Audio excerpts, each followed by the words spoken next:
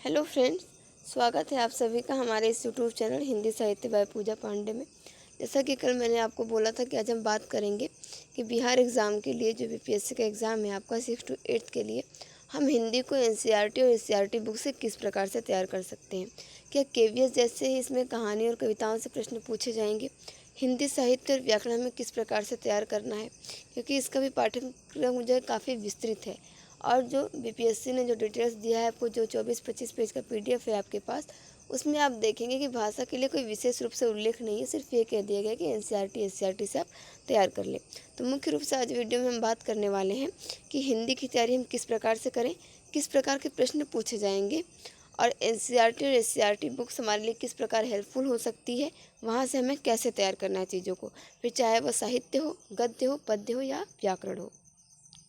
तो सबसे पहले हम आप अगर ईएमआरएस एग्ज़ाम की भी तैयारी कर रहे हैं तो भी वीडियो से आपको काफ़ी हेल्प हो सकती है। वैसे मैंने ईएमआरएस का एग्ज़ाम पैटर्न और किस प्रकार तैयारी करें मैं पहले ही बता चुकी हूँ। फिर भी आप अगर एनसीईआरटी और एससीईआरटी बुक से संबंधित इस वीडियो को देखना चाहते हैं तो आप देख सकते हैं, आपके लिए हेल्पफुल होगा। सबसे पहले हम देख लेते हैं कि जो बिहार शिक्षक भर्ती का कल का विज्ञप्ति जारी हुआ है उसमें किस प्रकार से एग्ज़ाम पैटर्न है और हिंदी से कितने प्रश्न आएंगे और हम किस प्रकार से वहाँ पर सिलेबस दिया गया है। यहाँ पर हम देखें तो जैसा कि यहाँ पे बताया गया है, जो परीक्षा होगी हमारी वो 150 अंकों की होगी, यानी 150 प्रश्न होंगे और 150 ही अंक होंगे। समय होगा हमारे पास 2.5 घंटे का। उस 150 अंक में जो है 3 भाग होंगे। पहला भाग होगा 30 नंबर का, जो कि क्वालिफाइंग नेचर का होगा। उस 30 नंबर में आपका अंग्रेजी होगा और हिंदी होगा, या उर्दू बांग्ला में से आपने जो भी चूज़ किया होगा उसके प्रश्न होंगे। यानी भाषा एक में जो भाग एक है आपका, वहाँ पे अंग्रेजी और हिंदी होगा।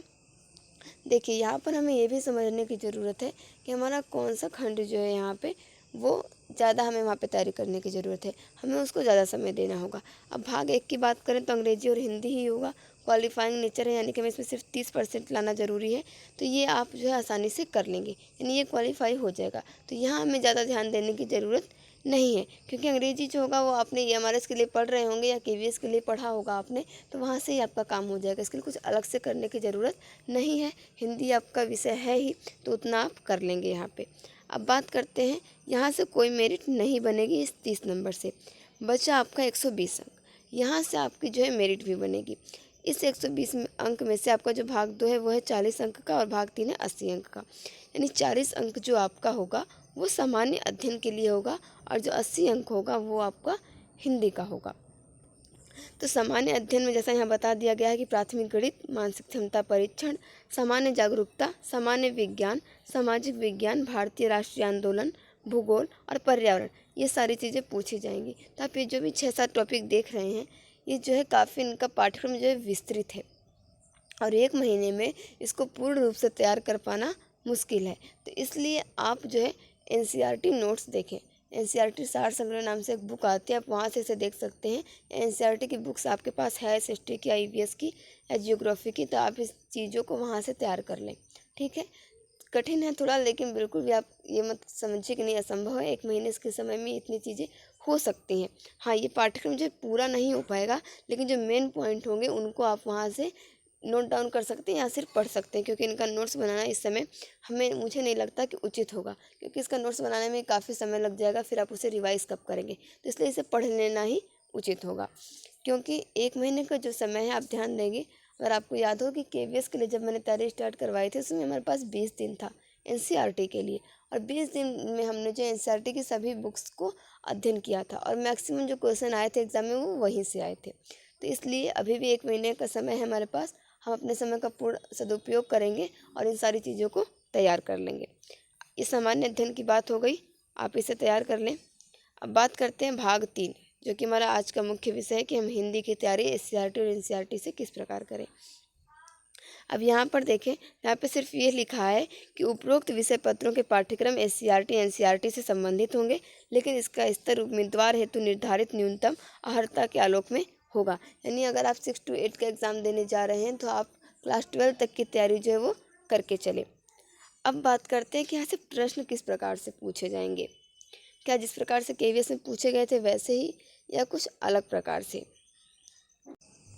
सबसे पहले देखिए, आप अगर एनसीईआरटी बुक्स देखें और एससीईआरटी बुक्स देखें तो उनमें कुछ चैप्टर्स आपको सेम टू सेम मिलेंगे जो कि एनसीईआरटी में भी हैं और एससीईआरटी में भी है। सबसे पहले आपको ये करना है कि एक कॉपी पे एनसीईआरटी, अगर आपने केवीएस के लिए लिखा था पहले तो वो नोट्स आपके पास ऑलरेडी होंगे, आपको सिर्फ एससीईआरटी लिखने की ज़रूरत होगी। और नहीं लिखा है तो फिर आप एनसीईआरटी और एससीईआरटी दोनों लिखें। सभी बुक्स के नाम लिखें, चैप्टर्स के नाम लिखें, उस चैप्टर्स की विधा क्या है उसको लिखें और उसके रचनाकार कौन है। जैसे पाठ 1 है, पाठ 1 में आपका जो भी है उसका नाम लिखिए यहाँ पे, उसकी विधा, कविता, निबंध, संस्मरण, यात्रा वृत्तांत, कहानी जो भी है वो लिखिए और उसके रचनाकार का नाम लिखिए। अब उसके बाद जो यहाँ पे रचनाकार हैं या लेखक हैं उनके बारे में अगर वो लेखक आपको इम्पोर्टेंट लगते हैं तो आप उनका यहाँ पे डिटेल्स लिखें, यानी उनका जीवन परिचय लिखें। और उस बुक में जीवन परिचय जो है 6 to 8 में नहीं लेकिन 9-10 में दिया रहता है, तो किन रचनाओं का उल्लेख किया गया, प्रमुख रचनाएं, हिंदी साहित्य में योगदान, इस प्रकार से दिए रहते हैं पॉइंट्स, तो उनको आप वहाँ पे लिख लें। अब इसी प्रकार से चैप्टर 2, इस प्रकार से करते करते आपको जो एक अच्छा खासा नोट्स बन जाएगा। आप एनसीईआरटी से बना लें और एससीईआरटी से बना लें और वहीं से इसे जो है तैयार कर लें। अब ये आपका 6 to 10 तक का पूरा हिंदी का नोट्स तैयार हो गया। बात करें किस प्रकार से क्वेश्चन आएंगे, तो केवीएस में जैसा हमने देखा था कुछ क्वेश्चन तो सीधे पूछ लिए गए थे कि इस पाठ के रचनाकार कौन है। और अगर आपने अभी बीपीएससी का जब भी एग्ज़ाम हुआ है अगस्त में उसका पेपर देखा होगा तो वहाँ पे कथन और निष्कर्ष टाइप करके भी प्रश्न दिए गए थे हिंदी विषय में। वो जो है बीपीएससी का पेपर मैंने पूरा सॉल्व कराया हुआ है, आपको इस वीडियो के डिस्क्रिप्शन बॉक्स में लिंक मिल जाएगा। आप वहाँ से बीपीएससी टीजीटी का और पीजीटी का दोनों का पेपर एक बार ज़रूर देख लें, क्योंकि जब आप देखेंगे तो आपको ये पता चलेगा क्वेश्चन किस प्रकार से पूछा गया है।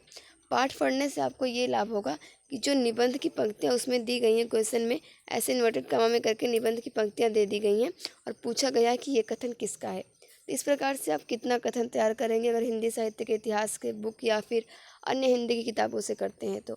लेकिन अगर जब उसमें एनसीईआरटी और एससीईआरटी को इंक्लूड किया गया है सिलेबस में, तो अगर आप चैप्टर पढ़े रहेंगे तो उस पाठ के निबंध की जो पंक्ति यहाँ पे पूछी जाएगी तो आपको पता होगा कि ये पंक्ति किसके द्वारा कही गई है या यह कथन किसका है। इस प्रकार तो आपके गद्य से प्रश्न पूछ लिए जाएंगे, चाहे आपका कहानी हो, निबंध हो, संस्मरण हो या यात्रा वृत्तांत हो। उनमें से इस प्रकार से पंक्तियाँ देकर आपसे पूछ लिया जाएगा ये कथन किसका है, या डायरेक्टली आपसे पूछ लिया जाएगा कि यह रचना किसकी है। कहानी से इसकी संभावना कम है कि कहानी के पात्रों से प्रश्न पूछे जाएं, लेकिन इस प्रकार से प्रश्न भी आपसे पूछे जा सकते हैं। साहित्य का इतिहास आएगा ही, वो आपने तैयार किया होगा, आप उसे एक बार बस रिवाइज कर लें। और व्याकरण का कोई भी टॉपिक आपको छोड़ना नहीं है, क्योंकि उसमें टॉपिक इंक्लूड नहीं किए गए हैं। मुख्य रूप से मैंने एक वीडियो और बनाई जिसमें एनसीईआरटी के व्याकरण के सारे टॉपिक को मैंने इंक्लूड किया है, उसका भी लिंक मैं कोशिश करूँगी आपको डिस्क्रिप्शन बॉक्स में दे दूँ, आप उसे भी एक बार ज़रूर देख लें। तो आपको व्याकरण के टॉपिक मिल जाएंगे कि आपको व्याकरण के कौन कौन से टॉपिक तैयार करने हैं मुख्य रूप से। बाकी आप अपने ध्यान में तो सभी को रखें, एक बार परीक्षा के लिए जब आप रिवीजन करने बैठे तो सभी टॉपिक को ज़रूर रिवाइज कर लें। तो ये बात हो गई कि गद्य और व्याकरण आप किस प्रकार तैयार करेंगे। अब बात करते हैं पद्य की। तो पद्य देखिए, जैसे कोई कविता है, ठीक है, तो कविता के बीच में से लाइनें दे दी जाएंगी। आपको ये बताना होगा कि ये कविता जो है इसका शीर्षक क्या है या इस कविता के रचनाकार कौन है। अगर डायरेक्टली पाठ का नाम पूछा गया, आपने रचनाकार का नाम याद किया, तब तो आप बता ही सकते हैं, लेकिन कविता को पढ़ना इसलिए ज़रूरी है क्योंकि बीच में से लाइनें देकर पूछ लिया कि पंक्तियों के रचनाकार कौन है, तब आप कैसे बता पाएंगे। जैसा अभी झारखंड पीजीटी एग्ज़ाम में हुआ था, उसके सिलेबस में इंक्लूड था भ्रमर गीत सार।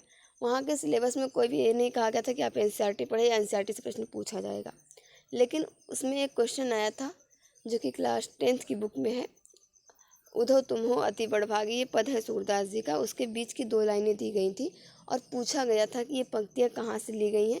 ऑप्शन में भ्रमर गीत सार भी था और जो कबीर ग्रंथावली, बाकी अन्य जो पुस्तकें थी पाठ्यक्रम में, वो उनका नाम भी दिया गया था। अगर आपने मान लीजिए बाई चांस आपने नहीं पढ़ा है भ्रमर गीत सार, या पढ़ा भी, आपको ध्यान नहीं आ रहा है कि ये कहाँ से लिया गया, ये कबीर ग्रंथावली का भी हो सकता है, भ्रमर गीत सार का भी हो सकता है, या राग विराग और सरोज स्मृति जो भी उसमें थी किसी का भी हो सकता है। लेकिन अगर आपने एनसीईआरटी पढ़ा होगा तो आपको उतनी मेहनत करने की ज़रूरत ही नहीं थी। आपको ये पता है कि ये सूरदास जी का पद है तो भ्रमर गीत सार से लिया गया है। एनसीईआरटी पढ़ने का यही फ़ायदा है, हमें मुख्य बिंदु मिल जाते हैं जो परीक्षाओं में अक्सर पूछे जाते हैं, तो आप वहाँ से इसे तैयार कर लें। एनसीईआरटी बुक्स हो या एससीईआरटी हो, चैप्टर के लास्ट में दिया रहता है यह भी जाने, या उस पाठ में जिन विशेष चीज़ों का उल्लेख रहता है उनके बारे में दिया रहता है। जैसे अगर आपने पढ़ा होगा, एक चैप्टर है नौबत खाने में इबादत एससीईआरटी में भी है, एनसीईआरटी में भी है।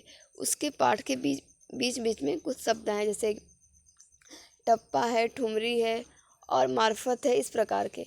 और चैती है, कजरी है। तो ये कब इनका मतलब कि गायन वादन होता है, कौन से वाद्य यंत्रों का प्रयोग होता है, इस प्रकार से प्रश्न आप जब पाठ को पढ़ेंगे तो ये प्रश्न आपके ऑटोमेटिक तैयार हो जाएंगे, आपको अलग से पढ़ने की ज़रूरत नहीं पड़ेगी। जैसा कि मुझे उम्मीद है आपको समझ में आ गया होगा कि एनसीईआरटी और एससीईआरटी आपको किस प्रकार से तैयार करना है, नोट्स किस प्रकार से बनाने हैं हिंदी के लिए। साहित्य आपका तैयार होगा, एक बार रिवाइज कर लीजिए उसे। एनसीईआरटी और एससीईआरटी बुक्स पढ़ लीजिए। गद्य पद्य व्याकरण आपका वहीं से तैयार हो जाएगा। बाकी जो इससे रिलेटेड इंपॉर्टेंट वीडियो हैं उनका लिंक मैं आपको डिस्क्रिप्शन बॉक्स में दे दूँगी। आप जो इस वीडियो को देखने के बाद ही जो बीपीएससी का टीजीटी पीजीटी का एग्ज़ाम हुआ है उसको मैंने सॉल्व कराया है, उसको भी देख लें।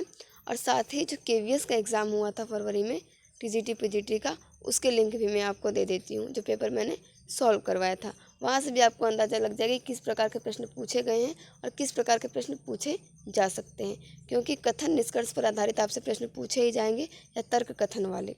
और आपको ऑप्शन आप चाहे 4 मिले या 5 मिले, अगर आपको राइट आंसर पता है तो आपको कोई समस्या नहीं होगी। ठीक है फ्रेंड्स, मैं उम्मीद करती हूँ कि आपको समझ में आ गया होगा। मिलते हैं नेक्स्ट वीडियो में। Thank you for watching this video.